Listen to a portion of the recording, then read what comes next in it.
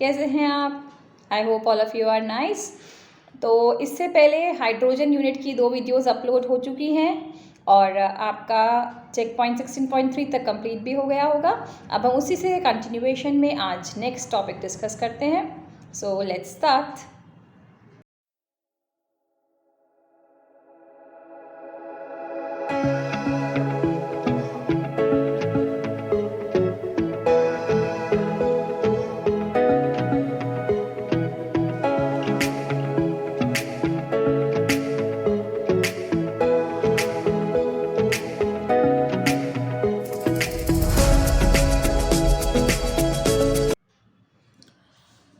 Okay, तो हमारा अगला टॉपिक है हाइड्रोजन के भौतिक गुणधर्म।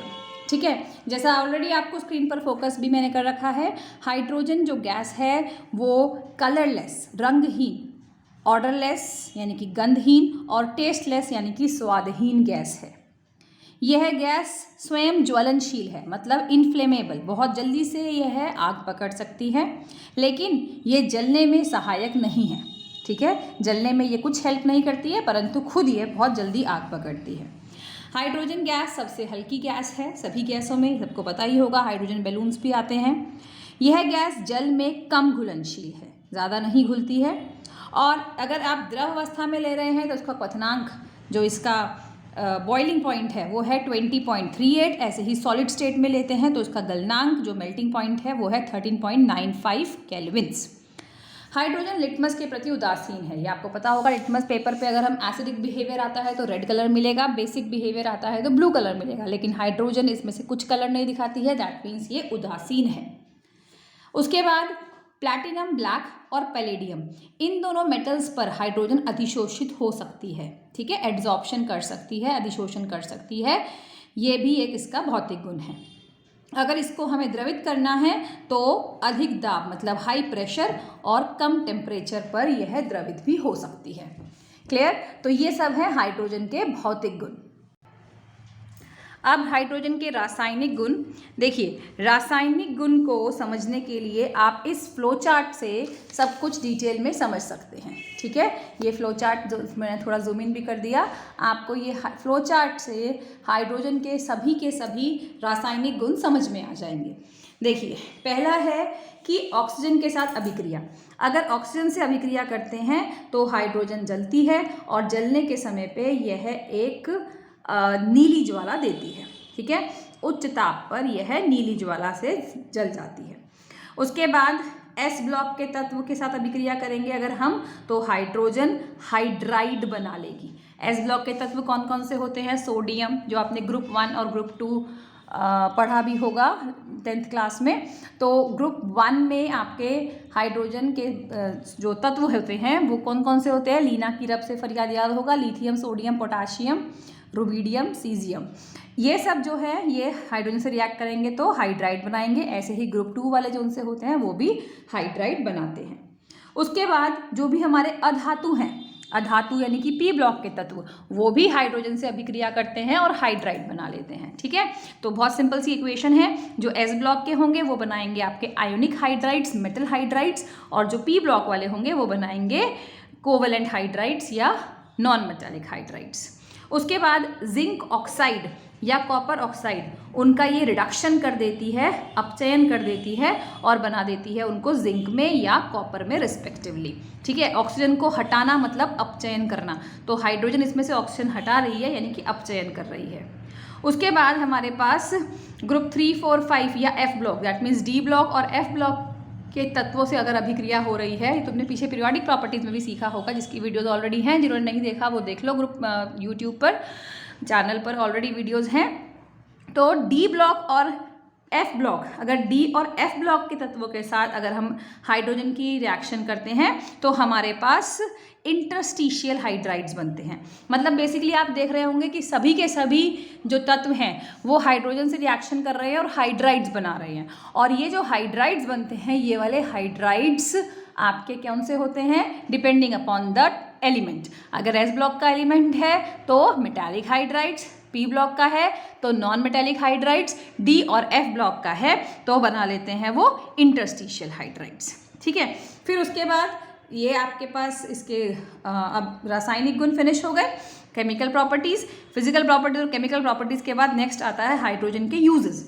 ठीक है, समस्थानिक यानी कि इसके आइसोटोप्स, ये आप पढ़ चुके हैं 10th में, 3 आइसोटोप्स होते हैं, प्रोटियम, ड्यूटेरियम और ट्राइटियम। ठीक है, और 2 इसके एलोट्रॉप्स होते हैं, ऑर्थो और पैरा। इनके बस नाम काफ़ी हैं, थोड़ा बहुत डिटेल्स आप 10th में सीख चुके हैं, दैट इज़ सफिशिएंट। उसको आप अपना एक बार रिवाइज कर लेना कि इनमें अंतर कहाँ पर आता है, क्या गुणों में डिफरेंस आता है, वगैरह वगैरह।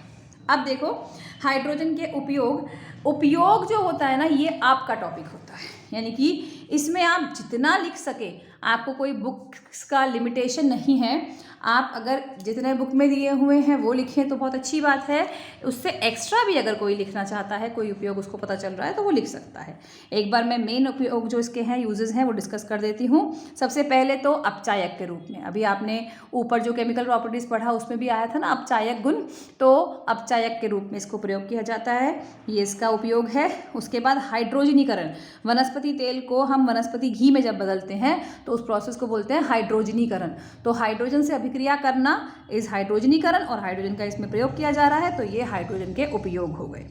अमोनिया गैस को निर्माण करने के लिए उसमें भी हमें हाइड्रोजन का यूज़ पड़ता है। ईंधन गैस का निर्माण करने के लिए उसमें हमें हाइड्रोजन का यूज़ पड़ता है।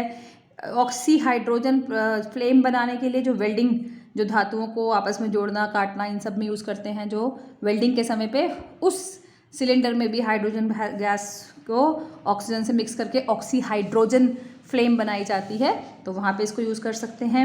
गुब्बारों में इसको भरा जाता है क्योंकि ये हल्की है। उसके बाद रॉकेट फ्यूल, जो रॉकेट का ईंधन होता है, वहाँ पर हाइड्रोजन यूज़ की जाती है। और आपके पास ईंधन सेल में भी हाइड्रोजन भरी जाती है, मतलब उस प्रयोग की जाती है, यूज़ की जाती है, फ्यूल सेल जिसको कहा जाता है। ठीक है, तो कुछ यूजेस मैंने डिस्कस कर दिया। इसके अलावा यूजेस का टॉपिक आई टोल्ड यू, उसका कोई स्कोप नहीं, कोई लिमिटेशन नहीं है, आप इसको जितना हो सके उतना पढ़िए। नेक्स्ट, अब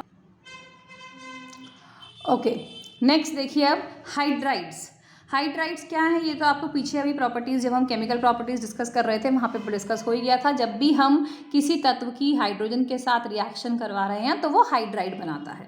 अब हाइड्राइड्स में आपके पास कितनी कैटेगरीज होती हैं? सबसे पहली कैटेगरी तो है आयोनिक हाइड्राइड। जो एस ब्लॉक के तत्व, जो मेटालिक हाइड्राइड्स बना रहे थे, उनको हम आयोनिक हाइड्राइड्स कहते हैं। अब इसमें बनाने की विधियाँ क्या थी, कैसे कैसे बना सकते हैं? बहुत सिंपल है, आपने मेटल लिया, एस ब्लॉक का कोई मेटल लेना है, हाइड्रोजन के साथ रिएक्ट करा और उसका हाइड्राइड बन जाएगा। सोडियम आपका ग्रुप 1 का है ना, बेरियम ग्रुप 2 का है, तो दोनों एग्जाम्पल्स आप देख सकते हैं, ग्रुप 1 वाला हो या ग्रुप 2 वाला हो, सिंपली हाइड्रोजन से रिएक्शन करना है और आपके पास हाइड्राइड बन जाएगा। अब इनके प्रॉपर्टीज़ क्या होती हैं? जो हमारे आयनिक हाइड्राइड्स होते हैं, इनकी प्रॉपर्टीज़ में देखा जाए तो ये आयनिक हाइड्राइड का मतलब ये आयनिक कंपाउंड्स हैं। आयनिक समझते हैं ना आप, इनके बीच में पॉजिटिव ऋणायन और धनायन, मतलब केटायन और एनायन बन के तत्व होंगे, तो उनके बीच में बहुत स्ट्रॉन्ग अट्रैक्शन होती है, इसलिए ये क्रिस्टलीय ठोस होते हैं। ठीक है, क्रिस्टल होते हैं ये, इनके मेल्टिंग पॉइंट्स बहुत हाई होते हैं, गलनांक उच्च होते हैं। उसके बाद विद्युत के सुचालक, मतलब ये इलेक्ट्रिसिटी को फ्लो कर सकते हैं अगर इसको हम मोल्टन स्टेट में ले लें, गलित अवस्था में ले लें। घनत्व ऊंचा होता है इसका, जब यहाँ पर जो तत्व बनेंगे, जो एलिमेंट्स पार्टिसिपेट कर रहे हैं, उनका घनत्व बहुत ज़्यादा हो जाता है। उसके बाद अगर आप विद्युत अपघटन करते हो, इनका इलेक्ट्रोलाइसिस करते हो, तो ये सेपरेट हो जाते हैं। एनोड पर हाइड्रोजन और कैथोड पर आपका जो भी साथ में मेटल लिया हुआ होगा, जो हाइड्राइड के अकॉर्डिंग वो मेटल सेपरेट हो जाएगा। ये इसके प्रॉपर्टीज़ हो गई। उसके बाद नेक्स्ट आता है यूजेस में again I told you, uses में कुछ ऐसा ज़्यादा डिटेल या स्पेसिफिक नहीं होते हैं पॉइंट्स, इसमें आप जहाँ से चाहे वहाँ से लिख सकते हैं। अगला देखिए, आणविक हाइड्राइड, सहसंयोजक, आणविक या कोवलेंट। जितने भी हमारे पी ब्लॉक वाले एलिमेंट्स हैं वो हमारा बनाते हैं आयोनिक हाइड्राइड्स। ठीक है, पी ब्लॉक वाले तत्व जो हैं, ग्रुप 13, 14, 15, ये सब जो एलिमेंट्स होते हैं ये बनाते हैं आपके कोवलेंट हाइड्राइड्स। और कोवलेंट हाइड्राइड्स यानी कि इनके बीच में आयंस वाला नेचर नहीं होता। तो इनको बनाने के लिए आपको जो अभिक्रियाएं करनी हैं आपको इनडायरेक्ट तरह से करनी पड़ेगी कि मैग्नीशियम का कोई कंपाउंड ले लिया जैसे आर्सेनाइड, बोराइड, कार्बाइड, इनके साथ HCl की इक्वेशन रिएक्शन करा दो तो हाइड्राइड बन सकता है, ठीक है। या फिर उसके एल्काइल ले लो और फिर उसको हीट कर दो तो हाइड्राइड बन जाता है।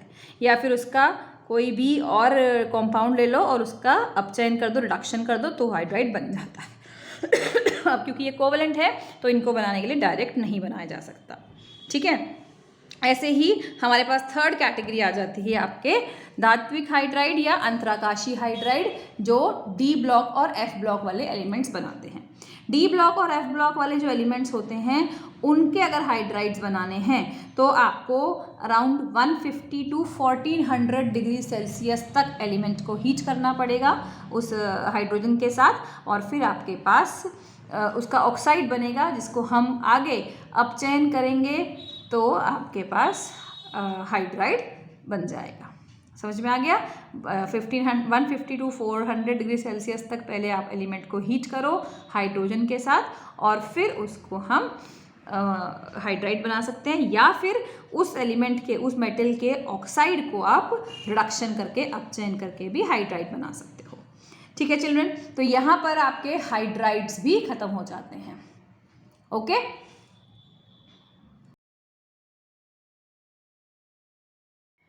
तो आपका 16.3 तक मैंने आपको बोला आप कर चुके थे। अब आज वाली वीडियो देखने के बाद आप 16.4 एंड 16.5 दोनों चेक पॉइंट्स भी कंप्लीट करने की पोजीशन में हो गए तो उनको कंप्लीट कर लेना। कुछ क्वेरीज हो तो पूछ लेना और वीडियो को आप बार बार देखो ताकि आपको टॉपिक क्लियर हो जाए एंड जो आपके फ्रेंड्स हैं उनको शेयर कर दो, ठीक है।